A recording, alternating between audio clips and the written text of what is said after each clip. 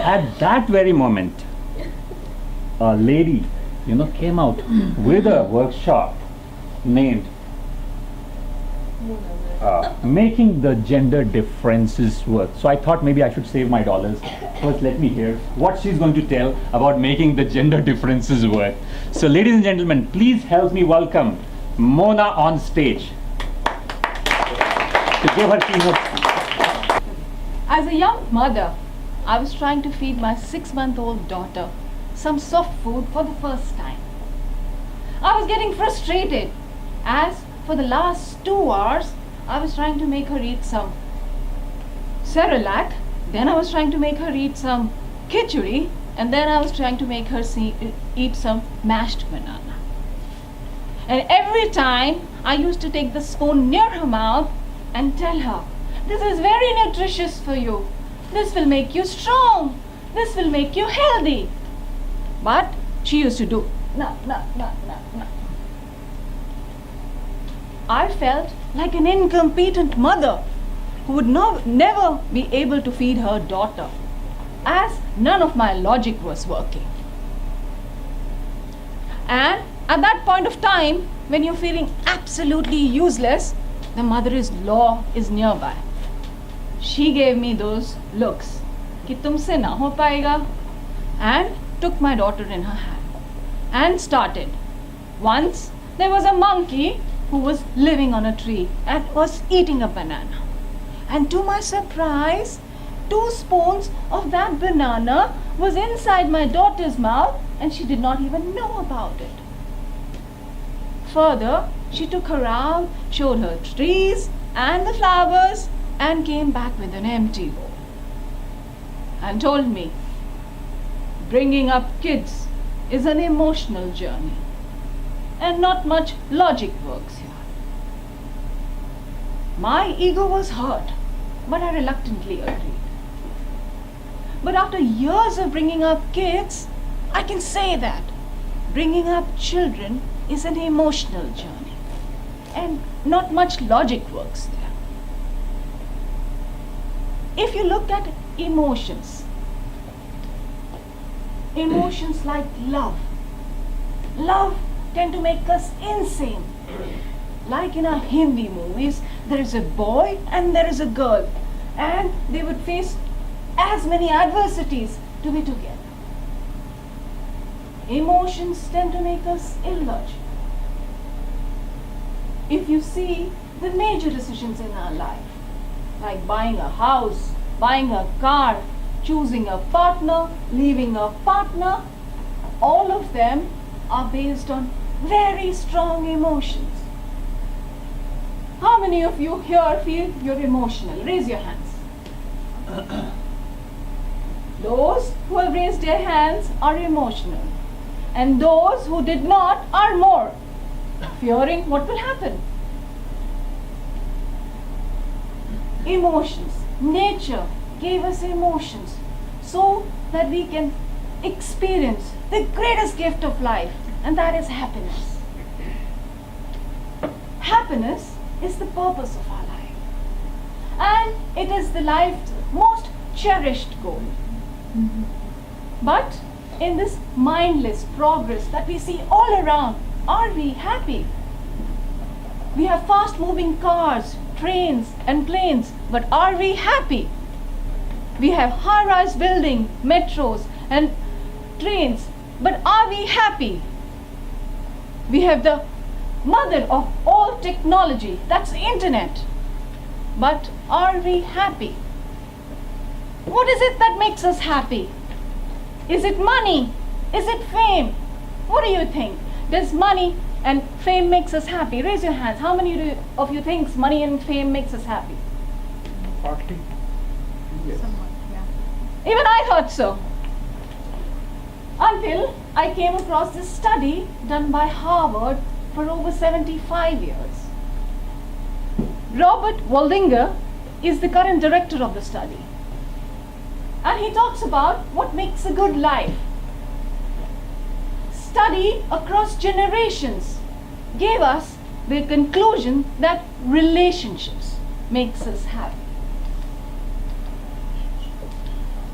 relationships make us happy.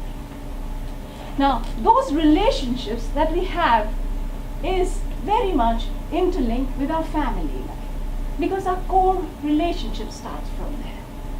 Now, Robert Havihurst, a physicist, an educator, an expert in aging, talks about that family life is the source of greatest human happiness. But this happiness is getting compromised all over the world as divorce is on the rise. Divorce all over the world is increasing, and the divorce rate around the world, especially in Sweden, it's 55%. In US and Australia, it is 46%. In UK, it is 43%. And India, it is rising. Men say women are impossible to understand. Something like this. And women say men lack empathy and emotions. I once gave silent treatment to my husband for a week. And after a week, my husband comes and says, "Aren't we getting along really great lately?" Men. Further, the birth rate is on the decline, and women do not want to have kids. Now comes the core problem. If there are no kids being born, are there any leaders being born? Leaders come from mothers, and mothers do not want to have kids. Kids learn everything from their home. It is the biggest influence in the child's life. Then why is it that the work at home is not even taken as work? According to dictionary, work is an activity for making money. According to physics, work is when force is applied to an object and there is displacement of an object in the direction of the force. According to physics, there is a lot of work being done. Otherwise, because there is no outcome of a money, work at home is not even taken as work. Something like this, where men need to put up a sign and women work all the time. Now, what is the solution to the problem? I believe understanding the differences between men and women is the solution, so that we understand that men and women are complementary forces. Respect each other differences and live in harmony with each other. Now let's look at the comparison. Women are soft and curvy and men are tall and muscular. Women are emotional. Now what does that emotional means? If emotions are feelings like love, hate, anger and joy, then does women has periodic rise in the feelings? And secondly, are they more sensitive? The first question, women go through menstruation, and that's the way a woman's body prepares for the coming child.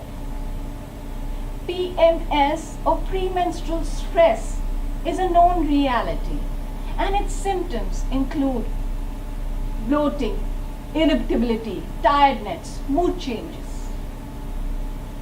So there is a periodic rise in feelings of a woman due to menstruation. The second question, are women more sensitive? A large-scale study was done by University of Basel, Switzerland, to find if the responsiveness to emotions is different between genders. Now, a large group of men and women were shown positive and negative images, and women rated the images to be more emotionally stimulated. This study confirmed the perception that women are more sensitive. Maybe that's why we tend to remember more. And my friend, my male friend, who's been married for 20 years, was giving advice to his newly married friend that be careful, all conversation would be recorded for training and educational purposes. Further thinking, what could be the reason that women are emotional? Then I realized that bringing up kids is such an emotional journey. A child needs to be understood even when they cannot talk.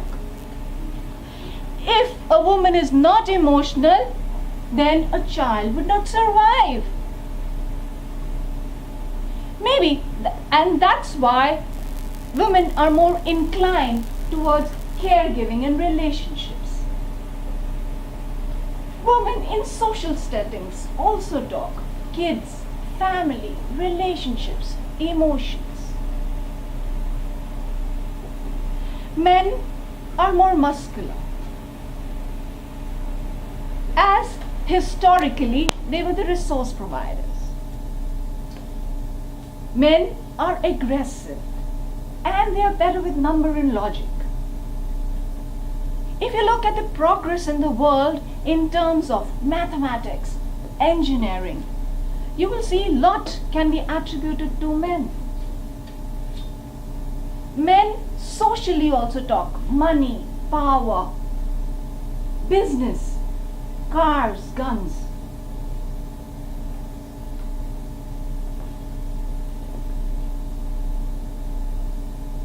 Men and women are complementary forces. Summer and winter, force and friction, life and death, so is man and woman. One cannot exist without other. The core relationships starts from home and it is based on understanding. Relationships are based on understanding. If there is no understanding, there is no relationships. Say yes if you agree. Yes. Now imagine a scene. A man has had a very hectic day in office with client negotiations, sales targets, proposal reports, and so on and so forth. He is stressed out. He wants to come back home and relax. Now, on the other side, the woman has had an equally stressful day with kids running wild. Then there is domestic chores, cooking, cleaning, and the maid hasn't turned up. And to add to it, mother-in-law has said something negative about her and her mother and her family. Now she's fuming. As soon as the husband enters, she starts. "Well, I have had a very hectic day and kids would not listen to me, and the maid did not turn up, and your mother said my mother had given us a useless gift on Diwali." And the man goes, "I'm tired. Leave me alone." And then what happens is that both start fighting. The man slams the door, walks out, and the woman starts crying. They come back, they don't speak for weeks. And thereafter, the woman packs her bags, takes her kids, and walks through the door to her parents' place. The man doesn't know what happened. And the woman is thinking, how is it possible to live with a heartless man like this? Conflicts happen due to our inherent gender differences, and small things get blown out of proportion. Conflicts can happen due to many reasons. There might be who will control the remote of the TV, and if you have kids, who's spoiling the kids? Tone of voice, how are you treating my parents, and so on and so forth. I have some suggestion for the couple. My first suggestion is for men. Men, when always think that when women talk, they're looking for solutions. Men, when women talk, women are not looking for solution. Women talk because caregiving, relationships, bringing up kids is an emotionally intensive journey. She just needs to talk out those emotions, those pent up emotions. It is just like going to a doctor and the doctor listens to you attentively and you feel so much better. All you need to do is listen a little longer, listen with patience, and listen attentively. See, it's not even expensive. How many of you here have given your wife a gift? On demand or ad hoc? Now, this is the best gift you can give to her.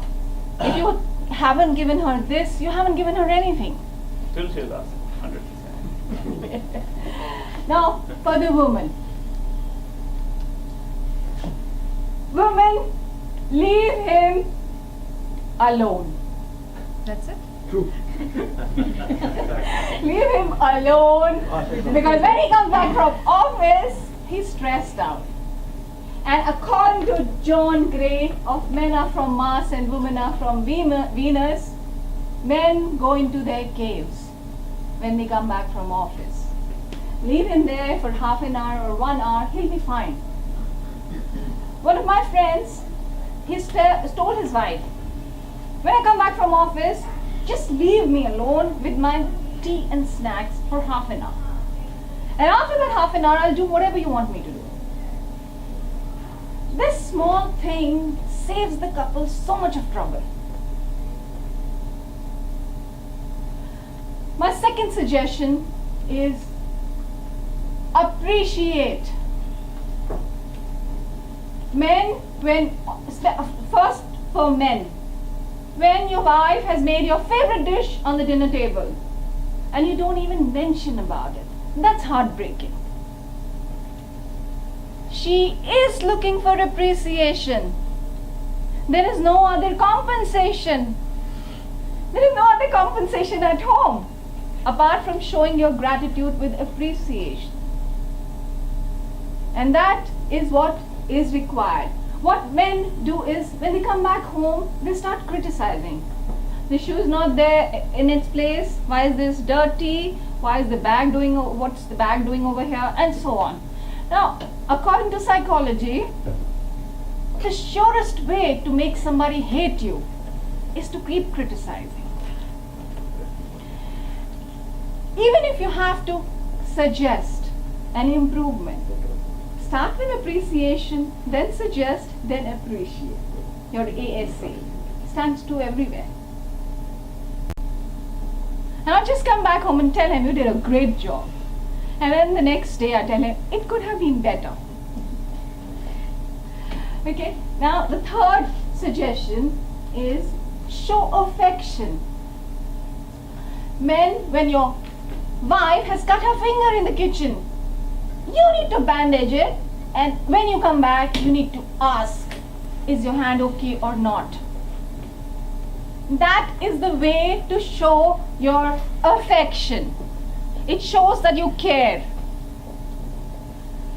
Sometimes you need to touch her or hug her to show that she matters. It might depend on your situation at home. Maybe you have parents. You can't hug her, at least show her that she matters. Small things like making tea for her once in a while, or getting her favorite fruit. Maybe she likes guava or something else. That shows that she matters. This might be difficult for men because for men it's difficult to show emotions. But men, keep that ego aside because everybody wants good relationships. For women show affection a lot many times with children. It is easier for you. Sometimes men find it awkward and you can be sensitive to that. understanding what your partner likes is also important. I had a friend who once gave her husband on his first birthday a life-size teddy bear. And after marriage. First birthday after marriage, and life-size teddy bear, and the man did not know what to do with it. So sometimes understanding what the partner likes is also important. Now the man is not going to become like a woman, and the woman is not going to become like men. What we can do is understand our differences and make them work for us. My workshop is based on understanding the differences between men and women and making them work for us. I hope to see all of you at my workshop. Thank you. You said how it works.